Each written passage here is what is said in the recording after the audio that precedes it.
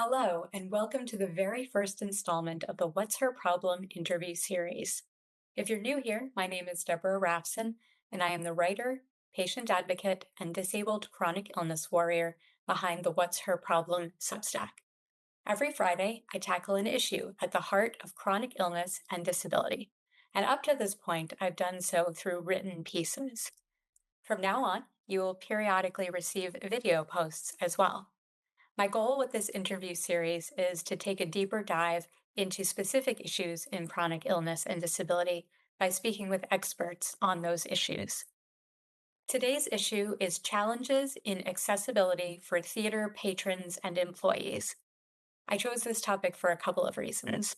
First, before my health issues changed the trajectory of my career path, I had spent 16 years working in the business of live theater.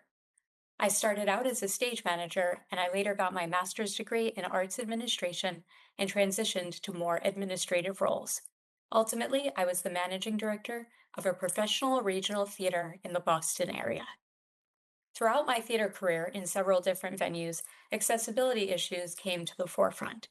It was just a small portion of my job, and in retrospect, it's an aspect I wish I had spent more time focusing on. At one company, I oversaw the audio described performances for the visually impaired and American Sign Language interpreted performances for the hearing impaired.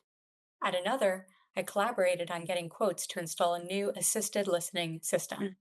At more than one, I tried to problem solve for old buildings with stairs and other physical impediments to accessibility for both theater goers and people who wished to be employed there. Now that I spend more time on the patron side of things, I wanted to look back at my former field of work and raise some of the issues that come up as they relate to disability and inclusion, which is exactly the reason I chose my first guest. I am pleased to introduce to you Sarah Halm. Sarah, Hi, Deborah. thank you so much for being here and agreeing to be what I described to you as my interview series guinea pig. I'm always happy to be the guinea pig. Well, I appreciate it very much. I'm going to start by telling our viewers and listeners a little bit about you. Sarah J. Hom, she, her, is passionate about and dedicated to increasing accessibility and meaningful inclusion in the arts, from backstage to the front of house and everything in between. She serves as Roundabout Theater Company's Director of Culture and Engagement, Audience Strategies. She is also the co-chair of Tessitura's People with Disabilities Affinity Group, a member of the Art New York Disability Advisory Council, and a frequent guest speaker and independent consultant on disability inclusion and fostering belonging and engagement in cultural organizations. Notable accomplishments and awards include Theater Workers to Know in American Theater Magazine, March 2021, co founder and co producer for Reverb 2021, an online festival of works created by disabled artists, and recipient of the Access VSA International Network and Kennedy Center Leadership Exchange in Arts and Disability LEAD Award for Excellence in Accessibility Leadership 2025. Prior to joining Roundabout, Sarah held senior positions with the Denver Center for the Performing Arts and the Colorado Symphony, and she was an active and enthusiastic participant in adaptive sports, skiing, and equestrian. Some of the many reasons that I asked you to join me today. So, to start, just over 3 years ago, my friend Marjorie and I were in the process of starting a business, which we still operate today. And our stated intent was to make life easier for people who needed to travel to receive their medical care. And as we honed in on exactly how we were going to do that, you were kind enough to give us some things to think about. And during that conversation, I remember it stood out to me that you said, we're trying to get to disability inclusion, not just accessibility. So, to set the stage for our conversation today, what do you mean by that, and how do you see the distinction between the two? Yeah, I think a lot of times when organizations and people think about including folks with disabilities, they're thinking about how to make things accessible via the Americans with Disabilities Act. For those of you who don't know, is the legislation granting civil rights to people with disabilities that was enacted in 1990. You can believe it, prior to that, we didn't have a lot of rights to access per public life. And while that's a great thing to try to strive for, it is also the thing that you are legally obligated to do. It's the bare minimum. And I encourage everybody to really think about how to be more expansive in this because you can be as accessible as you want to be. And a building can have all of the things necessary to make it accessible to folks with disabilities, and you could still not be inclusive and welcoming. And what do I mean by that? Well, I think a lot about how in my own experiences, I go somewhere where they say they're accessible, and then I have to enter if I can't do the stairs that day, I have to enter around the corner in an alleyway from a dark entrance. And then I have to wait for somebody to operate an elevator so that I can go in through a back entry, right? And meanwhile, the front entrance is this beautiful grand staircase. It's got all the lighting. Maybe you had a glass of champagne to get in. And it's this whole curated experience. And we don't think about what that experience is like for people with disabilities. So, can someone who has a mobility disability get in? Sure. Are they having an equal experience? Absolutely not. Yeah, I actually had a similar experience to that. I went to see & Juliet on Broadway about 2 years ago, and one of the reasons I chose that show was because I knew the theater had an elevator, and when we got there, the elevator was broken that day, and they ended up taking us up in the freight elevator instead, and it makes you feel like you're freight instead of a patron at the show. So that makes sense to me that that's the distinction between accessibility. Sure, I was able to get into the building, but it did not feel inclusive to me. Yeah, and that's part of the challenge. Now, I think the funny thing about that is that's one of the theaters that my company owns, and we help and like we help to make I help to make that a more accessible place. And thinking so in that instance, also thinking through how are we messaging that to people? Are we making folks who need the elevator feel like they're a problem? Like, is the broken elevator the problem, or is the person who needs the elevator the problem? Mm. And I think those are the distinctions we need to think about as well.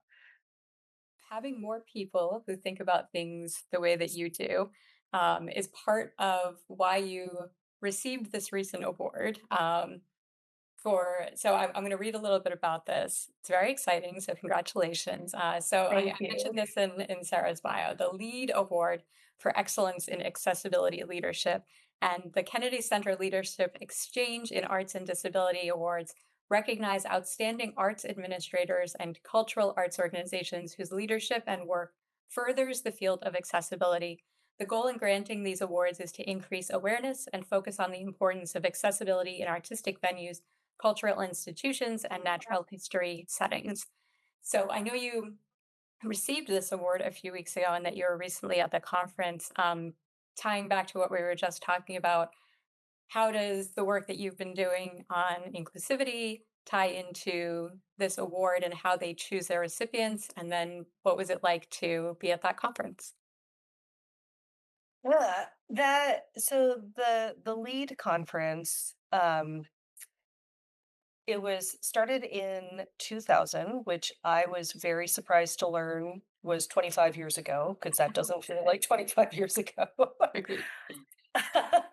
Um, and at that time, there wasn't really a field of access workers. Like, don't get me wrong, there was work happening in the intersection of access and culture and arts.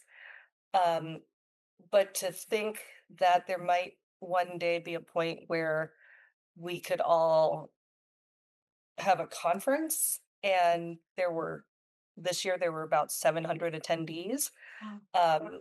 all talking about this topic. uh, was a dream, like a beautiful dream to have, but also a dream because oftentimes we were working alone in our little quarters of our organizations. Maybe we had some allies there, but it was on top of the other things we were doing. It was because we had an interest in it. It was because someone had to do it. Um, and so thinking about that evolution, which is something that Betty Siegel, who's the head of the Access Office at the Kennedy Center, something that Betty talks about often.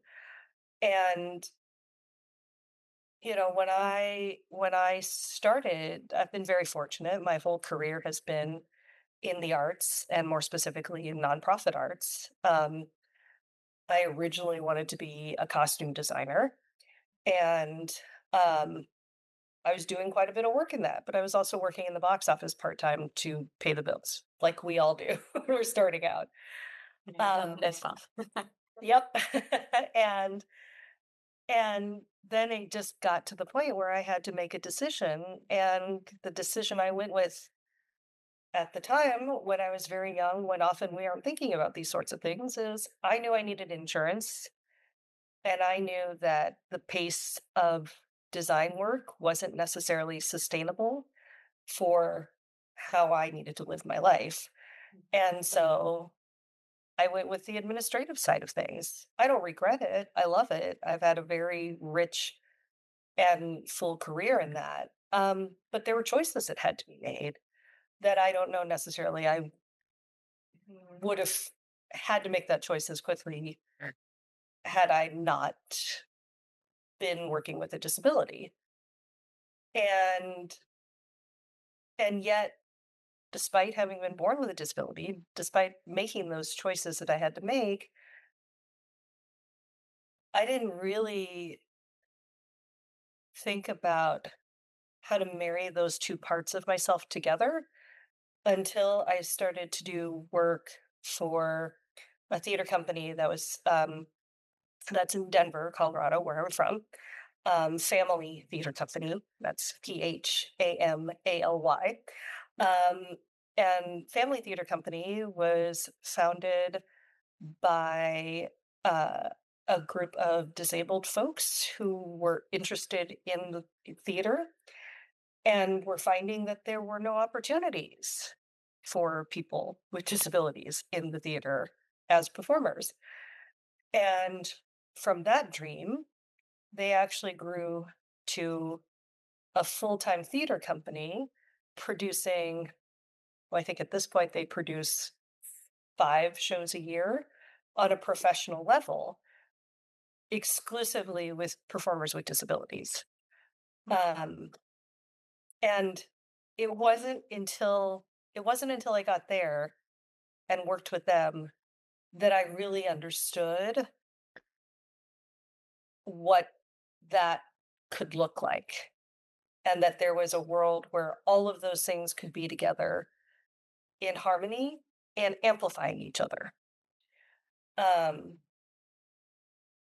and that was sort of the moment that I knew that I had to figure out how to do that in all the aspects of my life and how to bring that into the work that I was doing.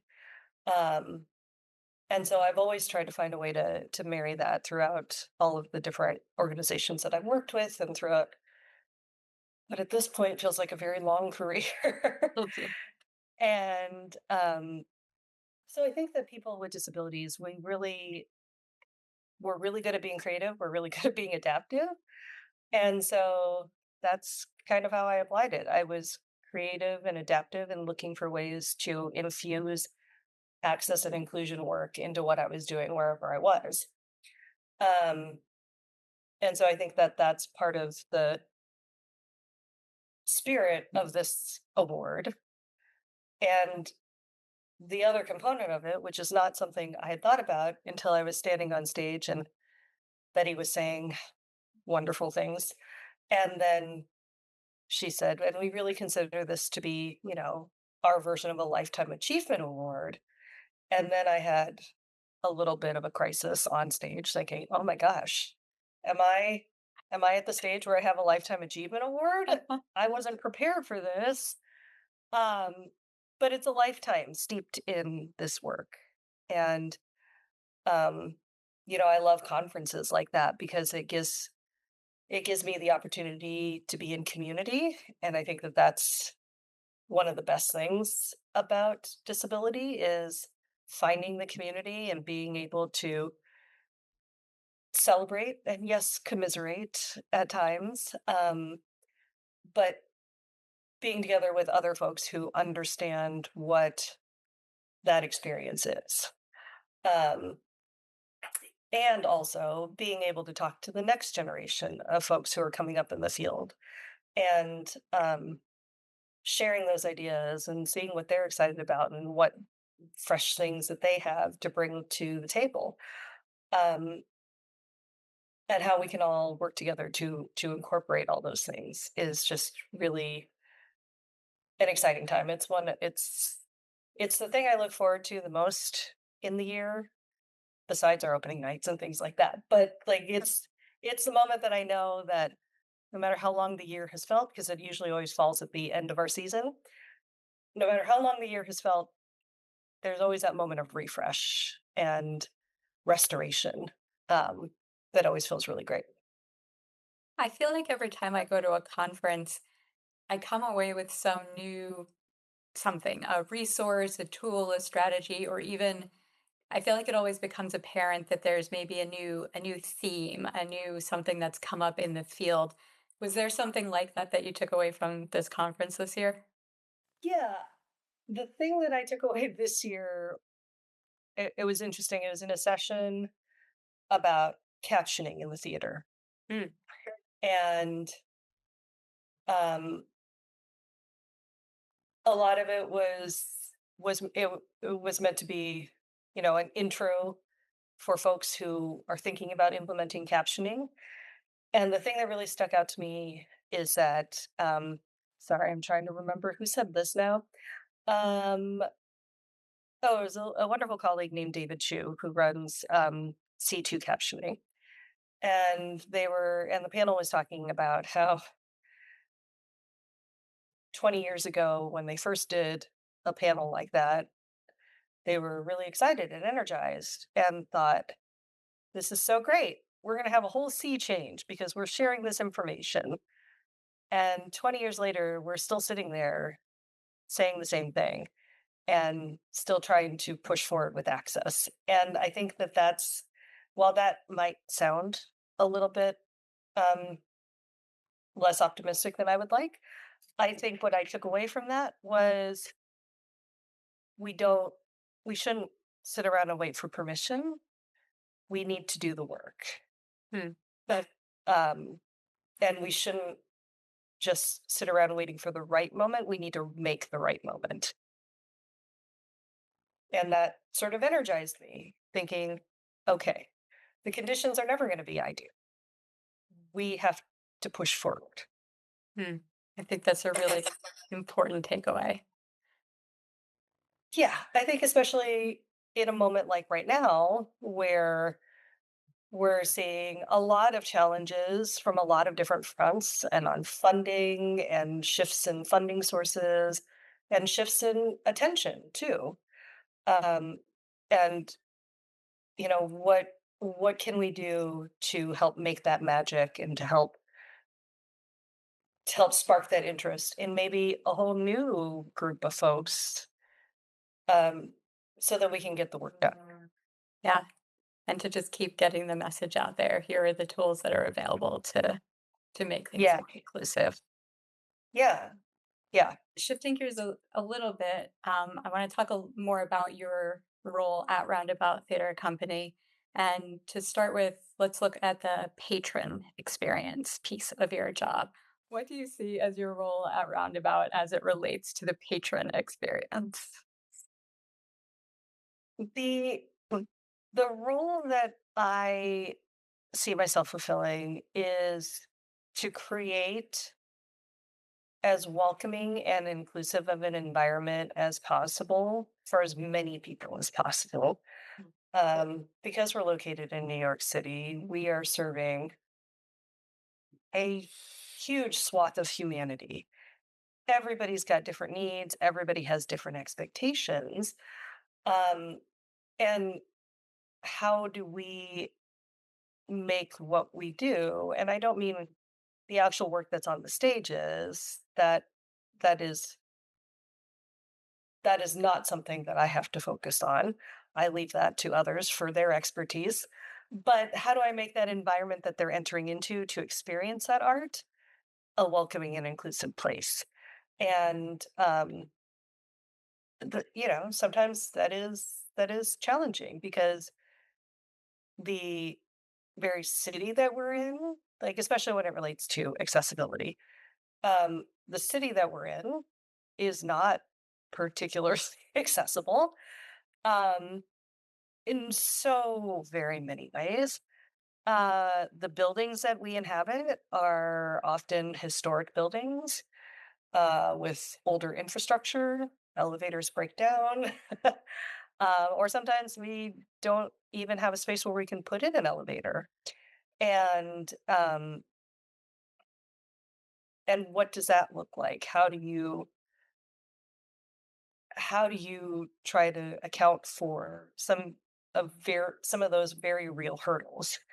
Um, and then on top of that, layering on how what other things do we need to add in to um, or plan for to make the experience more accessible? I'm fortunate to also look after our access programming, which means I oversee our sign interpreted performances and our relaxed performances. Um, and even something as simple as how are we selling accessible seats online? Because that's not always a friendly and welcoming experience either. Um, Oftentimes it's separated out. There are a lot of hurdles that are put into place. Um, and I don't believe in making things more difficult for people to access simply because they need access. And so it's thinking through really big things like programming and also really small things like what does that look like on our website? What information are we saying about it? What kind of training needs to be in place? Um, what are the ways in which our policies can negatively impact people, and how can we help um, really how can the entire organization think through policy making in a way that is accessible and welcoming? Is there a specific initiative that you've put into place since you've been there, or even just a small change that you've made in terms of access that you're particularly proud of? Quite a few things. It's so hard when you're doing the work day after day to really remember those wins. I've tried to be better about that throughout the years. And if I were to give advice to younger folks or people just starting out in the career, is to write those things down. Like, write it on the day that it happens so that you don't forget about it later. Because the unfortunate part is it'll fade away. Ooh. um, but I think there's a few things. The first thing that I'm really proud of is uh, so when you work in the industry, oftentimes you're getting offers for tickets to go see other shows. And um, there were a lot of times when I couldn't take advantage of those offers because I knew the theater wasn't accessible and there was no way for me to indicate anywhere. And you're getting an anonymous form, no one's name is attached to it, and you're just filling it out and hoping you get chosen, and then you go to show up at the box office and there are your tickets. So there's no one to communicate those needs to, and that's the thing about access is that it's a very human centered thing. Um, You have the human who needs the access and the human on the other end who you need to talk to get those needs met because not everybody's needs are going to be the same. So there's no one size fits all solution for that. Um, and then it got me thinking, well, how many more people are experiencing this? Like this, what this lack of access says to me is that the presumption is we don't have any staff or these offers aren't going out to any insiders who have access needs. Mm. So we don't even think that they exist in our industry. And I know for a fact it's not true because I'm here and I know plenty of other people who are there. And so I had gone to our company managers and I'd asked them to add a simple line. Do you have any access needs? And now that goes out on all of our forums for those sorts of offers. And then I started noticing other people picking it up. And now it's on a lot of forums that I see. So it's not a perfect system. It doesn't serve everybody, but it serves a whole lot more people. And it sends a very specific message. Um, so that's one thing I'm proud of. Um, I don't even know if anybody would even remember that I had said that thing because now it's everywhere, which is exciting. Like that's what I'm really interested in is those sorts of changes. Um, and then I think two things on the patron side of things. We started a series of relaxed performances, and that was back in 2018. I think that sounds right. 2018. Um, that was with our production of Amy and the Orphans, which was off Broadway. And Amy and the Orphans featured a lead character with Down syndrome. And we knew we needed to make sure that the audiences were just as reflective of what was happening on stage because we didn't want anybody to miss out on seeing themselves represented on stage. Um, and so we started relaxed performances with that production. And I'm sure everybody thought, okay, well, we're going to do it for that show because that's makes sense. And then we were not going to do it again. And then I came back the next season and said, well, what if we just did them?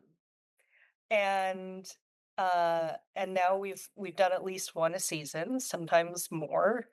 Um, a lot of the times that's dependent on whether or not I'm injured um, to run those programs.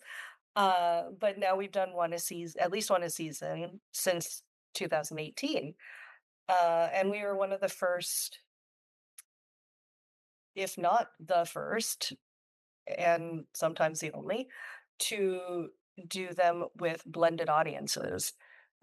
So a lot of the times with sensory friendly programming or autism friendly programming or relaxed performances, all of which are in the same family but very distinct from each other. They're they often close off the audiences and just have it for the folks who are there to need there who need that environment. Um, and I think that it's important to show that accessibility doesn't have to be a big deal and that it's just a part of the beauty that is theater going. Um, and there were also some very practical reasons behind it, besides the philosophical reasons. And so we were the only ones with blended audiences for a very long time. We're starting to see more of that, and that's very exciting to me as well. And then I think the third highlight that really stands out because it was such a dark time for all of us, was while all the theaters were closed during the height of the COVID pandemic. Um, we were starting to pivot, as many places were, to online programming. And um, I was able, and you mentioned this when you introduced me, I was able to put through the Reverb Festival, which was a festival of works for and by disabled artists. We opened up submissions and received, gosh, over 80 submissions from all over the world. And we're able to showcase that in a whole, I think it ended up being like a 2.5 hour long festival online, um, which has resulted in a wonderful community of artists who I'm actually planning on having coffee with some of them next week. And so we still keep in touch and are still looking for ways in which we can further disabled artistry. And so that was another thing that I was very fortunate to be able to spend my time on during a very, very dark time in the world. That sounds incredible. Is there any way to watch that? Was there a recording of it, or was that an in the moment sort of activity?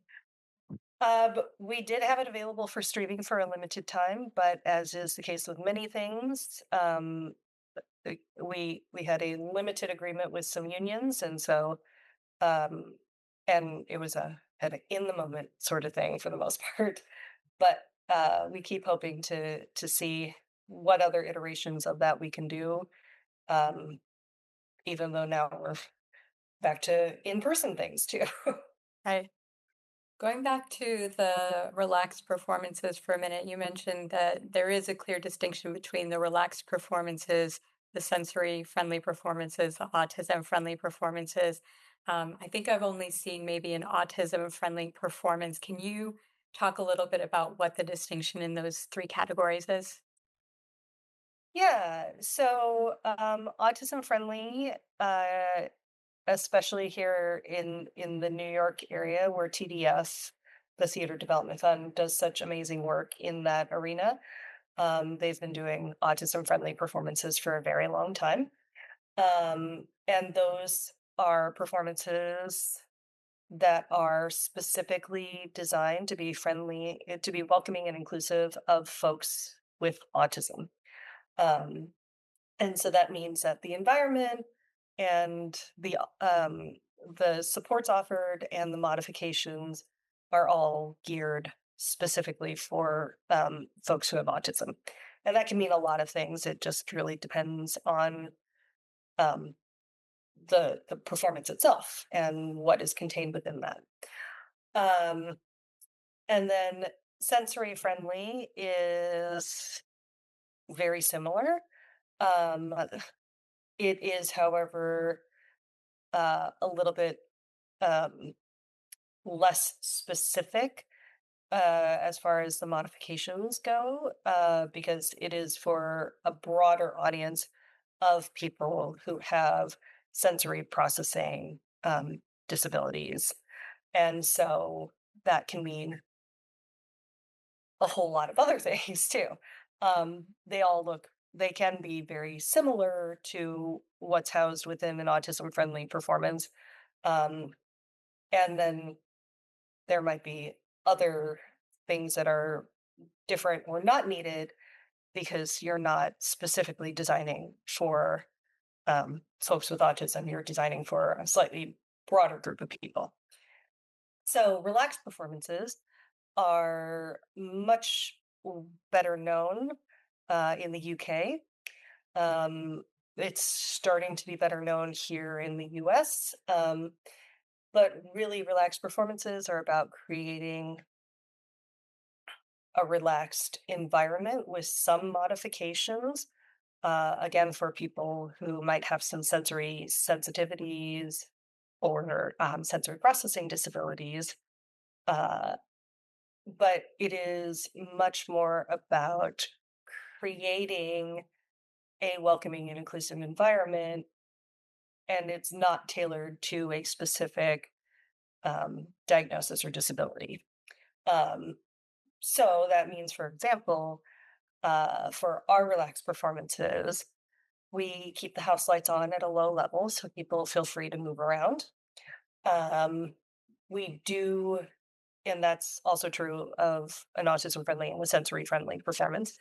And we have a break area where folks can go if they just need a space to be away from all the action. Um, and that's usually with a monitor or somewhere where at the back of the theater where they can still watch the show. Um, but so that means that uh, we are welcoming folks who have autism. We are welcoming folks who have an anxiety disorder, or who just have a need for movement. Um, and it's really about creating that welcoming environment. That's wonderful. What level of involvement do you have in the conversations with the creative teams about how to execute those performances? We work with a consultant who uh, does work specifically with uh, folks with autism so that we can capture some of those needs. And they come in and see the show and then make some recommendations to us about what they think, what the modifications they think are necessary to make the show accessible. And then I submit that to our our production team, and we have a conversation about it. Some things are possible, some things aren't possible, and we do have to find a happy medium, because I do want to make sure that the folks who are coming are taken care of and that their needs are met.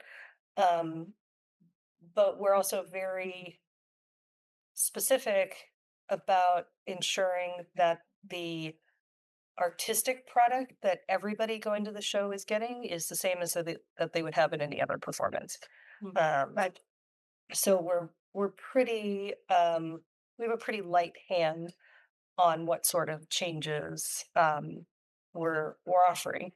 And then the flip side of that is that we then create materials that explain what the environment's going to be, what are any potential triggers, so that people have the information that they need to make an informed decision about whether or not the environment is right for them. Um, and so it's very much a dialogue between all of the people that are working on it, and how to make that a successful space. Going back a little bit to kind of the structural aspect of coming into a performing arts building, as we've both referenced, the buildings are notoriously old. They're inaccessible from a structural standpoint. That point has been driven home for me now even more clearly that I have my own disability. To give two quick personal examples of things that I've encountered just in the last few years. Earlier this year, I chose to see Gypsy on Broadway, starring Audra McDonald, because my friend who I was going with was really excited to see Audra in person, which she hadn't before. And who am I to say no to Audra McDonald? I think she's amazing. I could listen to her sing for a week. Um, Who are any of us to say no to Audra who are McDonald? any of us to say no to Audra McDonald? But I had ruled out several other Broadway shows based on the number of stairs or the fact that they didn't have a bathroom at street level. One of them actually told me that if I wanted to use the bathroom, I would have to go to a building across the street, which is just not feasible. And then on top of that, I had to pay extra for an orchestra seat because it was the only part of the theater that was accessible. And even with that, I came in and we went to go to our seats that we had paid quite a lot of money for, and maybe the 10th row of the orchestra. And there was one step up to get to my seat, which I was able to navigate. And I had friends with me to help. So it was not a problem, but it could have been for someone else. So, that's one part of it from the patron standpoint. Then from the producer side of things, right, there are things to look at. When I when I worked as the managing director for a theater in Boston, we had this one step, this darn step in front of the building. And once you had gotten up that step, there was a ramp all the way into the orchestra level of the theater. And no matter how many signs we posted or how many ushers we had saying, "Watch your step," even able-bodied people were still tripping over it. And for years, we had this ramp that the guild, who was our team of ushers, would they would carry it out. They would place it over this step, but it was awkward. It was heavy. It felt like an imposition to the volunteers. And besides the fact, while they're doing this, the person who needs the help is sort of stranded out awkwardly on the sidewalk. And this theater did end up putting a ramp in a few years ago, but my point being that, people with disabilities want to have some independence, and the way that older theater buildings, which is the majority of them, there are certainly some newer buildings, but the way the majority of them are constructed doesn't really allow for that. So, my question to you is this question actually comes from an open hearted supporter of What's Her Problem, which is my highest tier of the paid subscriptions. And one of those benefits for subscribers is to ask a question in advance for an interview series guest. So she asked, "What tools or resources do you use to learn about the accessibility features of a venue in advance so that you can avoid things like what I'm saying with the step or the higher ticket prices?" And I will add on a personal note that I may have heard a rumor that you have a chart about this. This Um, I personally maintain a spreadsheet of all of the Broadway theaters, all 41 of them, Wow. and whether or not they are accessible, whether or not they have an elevator, and whether or not they have an accessible restroom. Because as you've just alluded to, believe it or not, there are a couple. The number is dwindling, but there are still a couple of theaters on Broadway that do not have an accessible restroom on site. Um, one of them, you go a couple doors down to the next theater over, and use their restroom, which can get awkward if they're not if they're in a performance and you're at intermission and just trying to navigate a dark theater while another show's happening and you're trying to be quiet, and sometimes you can't be quiet because sometimes your mobility device just gets away from you. Um, uh, so that's one famous example. Maybe some bonus content that we could have is I can tell you all the horror stories I have of Oh my the goodness. experiences. Notably, one time when I got locked in the bathroom of a Chipotle because that was where the accessible restroom was. Oh. Yeah. Um, so I think you hit upon a really good point here in this question, which is um, information. We need to be putting out information. Like the people who are providing a service, providing a thing for the public, should be putting out information so that people can make an informed choice about whether or not the thing is right for them. Like, especially in a place like New York City, I get it. There are places where that business has been in that same building for over 100 years. And 100 years ago, you added a couple of steps to avoid the muck getting into your business, right? Like Yep. there were practical reasons for these steps. Um,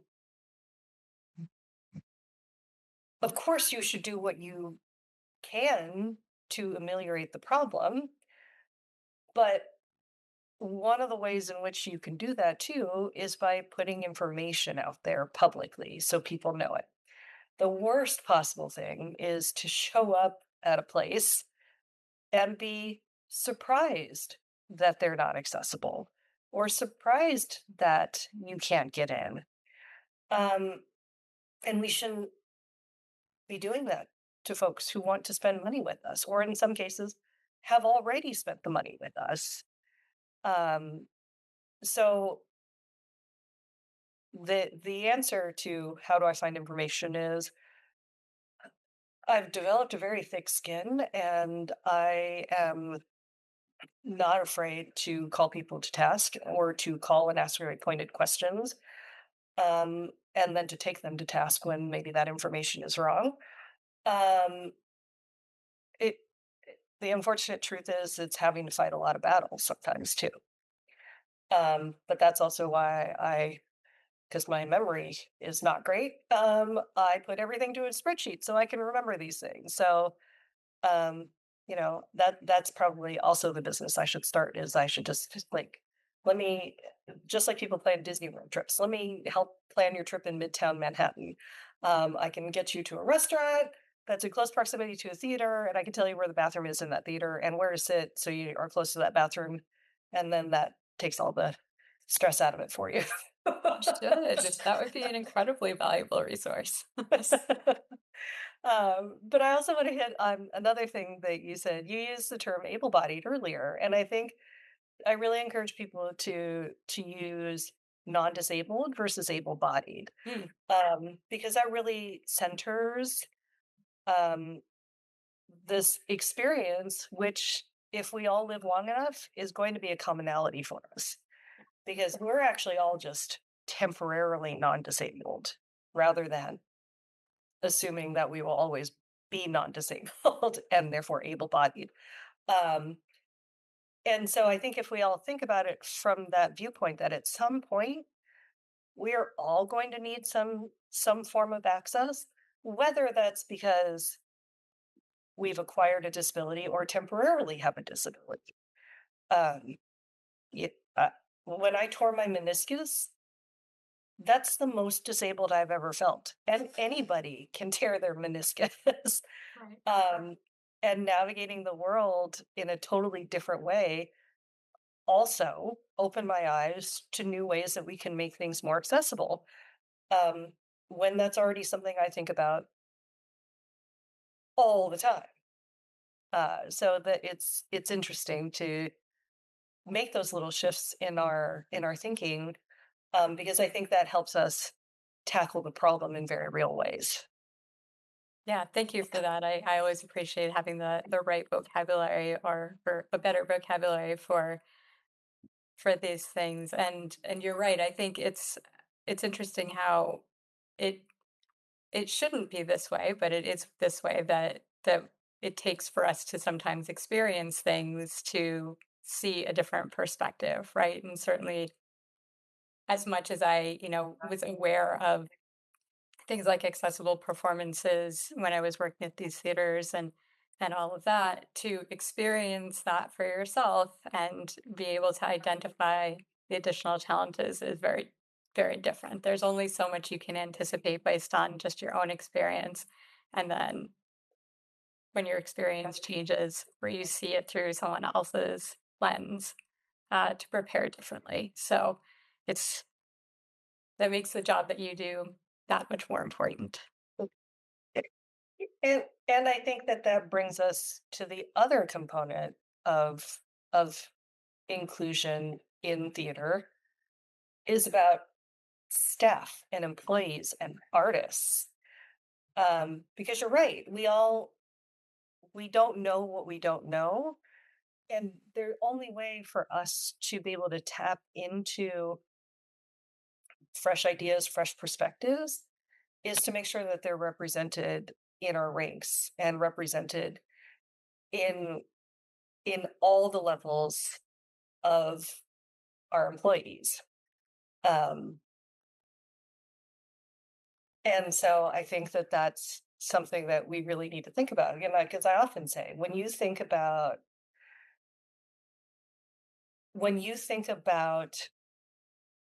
supporting people with disabilities in the arts, what segment are you thinking of? And almost all the time, people are thinking, oh, well, the audiences, of course, um, or the museum goers, or the zoo attendees. Um, yes, that's true. That's a huge segment of who we're supporting. But who are we leaving out in that conversation? And that's the staff and the employees. Yeah, I mean, when I think about my own career background, I started out as a stage manager. And it is a job that, given my current situation, I literally can't do in most places. I can't do a flight of stairs safely, quickly, independently. And most stage management booths, for those who don't know what that means, the place that a stage manager sits during a show and kind of runs the technical aspects of the show from behind the scenes. Well, in New York, a lot of them are backstage, but in most other places, that's not true. They're usually up at, the highest point in the back of the theater, up a bunch of flights of stairs. And even from a chronic illness standpoint, theater isn't a field that's known for its flexibility in scheduling. There aren't really understudies for people in backstage roles and administrative roles. So there's a lot of onus on you to feel well, to be able to be present in a certain way at certain times, and in great quantity. There's not a lot of scheduled time off for these kinds of jobs either. So I guess one thing I'm wondering is, how do you see, or do you see a shift in theaters making accommodations for actors, designers, crew members to navigate backstage? And what do you see for administrative staff members like yourself? I think, unfortunately, these shifts are slower moving. Um, a, a lot of that does have to do with the inaccessibility of our spaces. Um, because when you're talking about, 100-year-old building, that the only way to get to some of these places is a several flights of stairs, and there's no space for an elevator. Um, like that feels insurmountable for a lot of people. And but one of the shifts that I've started to notice are, as people are renovating their spaces, they're talking more about accessible dressing rooms as an example. And I don't, and that I think if you had told me many years ago when I first started in this business that we would get to the point where we'd be talking about adding accessible dressing rooms, y- I I would have been shocked. Which is unfortunate, but I think that was just the reality of where we were in that space and time.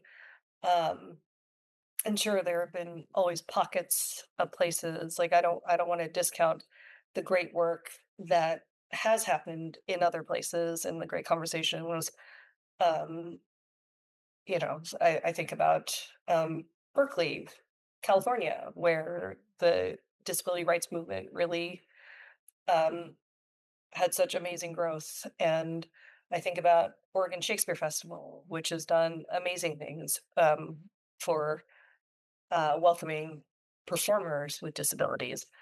Uh, but there hasn't been a big shift industry wide. And I think a lot of that also has to do with the lack of talking about it in education. Um, I know when I was in undergrad for theater, there was no conversation about, well, how do I make this costume accessible? How do I make the set accessible? Um, and I would wager that you probably didn't talk about it in your undergrad either. Right. Yeah. And so I think that if we're looking at the folks who are coming through these programs to be the next leaders of the industry, then we've got to expose them to these ideas during their education. Because you get stuck in your ways. You start off and you do the things and you don't want to make waves, and then next thing you know, decades have passed and we haven't changed again. Um, so again, accessible dressing rooms I think are a great place to start. I would love for us to find ways to make the tech theater spaces more accessible. So I think that's really a conversation that we haven't had at all. How can we make spaces more accessible for folks with disabilities who are interested in lighting? Yeah. For, Yeah. like, how do you get up into the grid? How do you hang lights? How do you focus lights if you can't get up a ladder? Um, or if you can't move from on stage to the in the house with ease. And so these are things that we really need to be thinking about and need to start talking about. And I've been hopeful because I continue to have conversations with people who are very interested in it and um, who are trying to make those pathways. Um, and then as far as for staff, I'll give a perfect example. I have showed up for interviews at office buildings where there were nothing but steps to get in, and no one told me that. uh, and oftentimes I was I've been wearing heels. Don't tell my orthopedic surgeon. Um, but because that's you're working, you want to get an office job, and you're trying to fit in, and you don't want the disability to be the first thing that you get dinged on. Um, and so I think it's I've been very specific in trying to create more conversation around access needs and also to be really upfront and open about my own access needs. And I've been trying to drive and create environments where the people who I manage feel like they have that freedom to talk about that. And I think that's the only way we're going to continue driving that change. Um, and yeah, obviously, there are some legal ramifications. You cannot force anybody to talk about these things.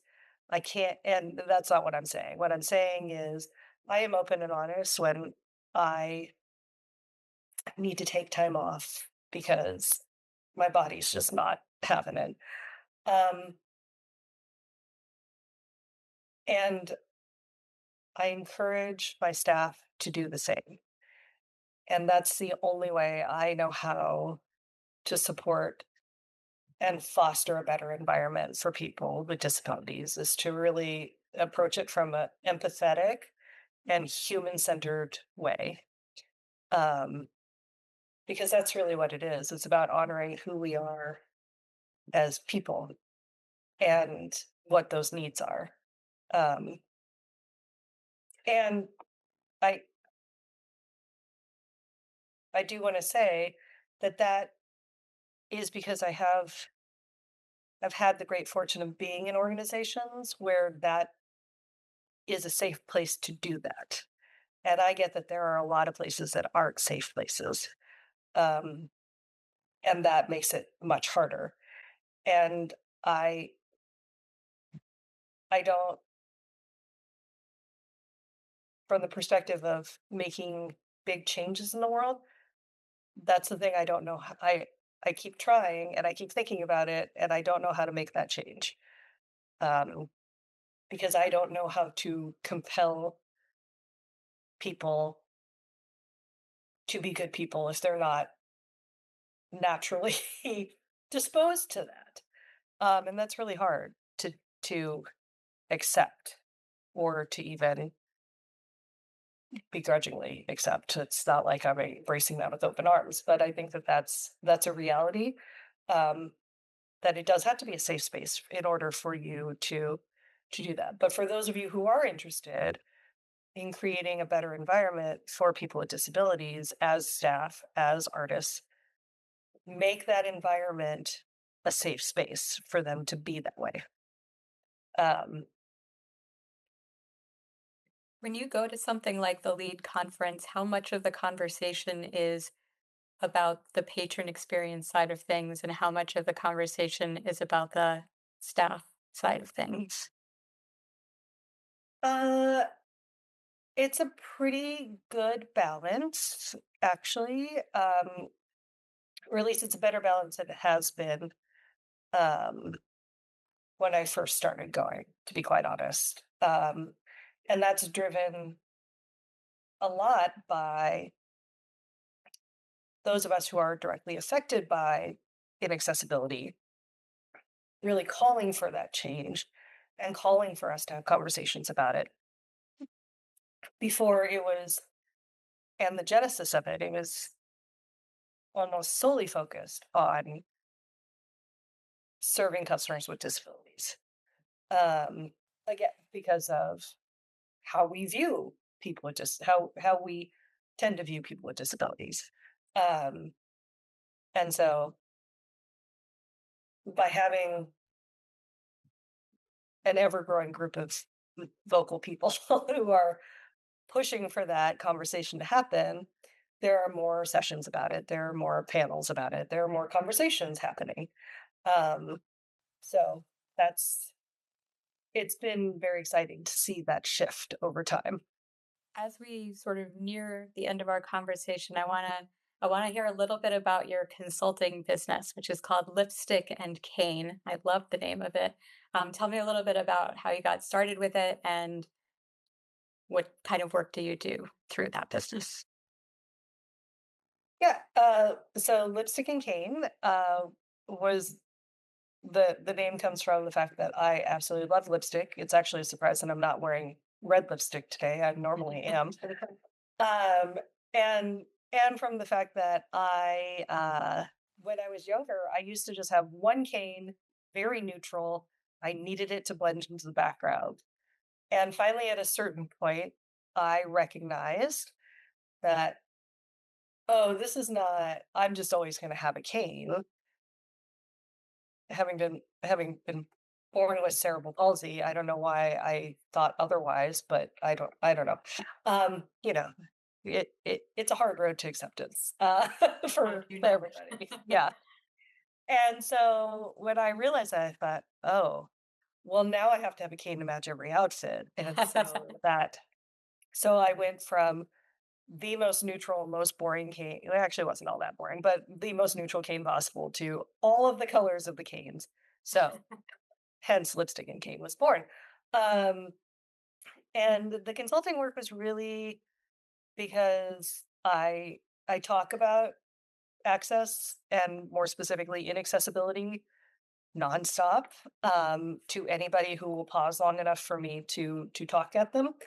Uh, and and then it became moments of, oh well, maybe you could help us with that. And then so I do specialize mostly in cultural institutions, and helping them be thoughtful about their disability inclusion efforts and whether that because I'm not a fan of checklists, meaning because I accessibility is never done. Like it's never a point where you're going to have everything checked off and it's all going to be perfectly accessible to everybody who walks through the door or comes through your door. Sorry, not for who comes through the door.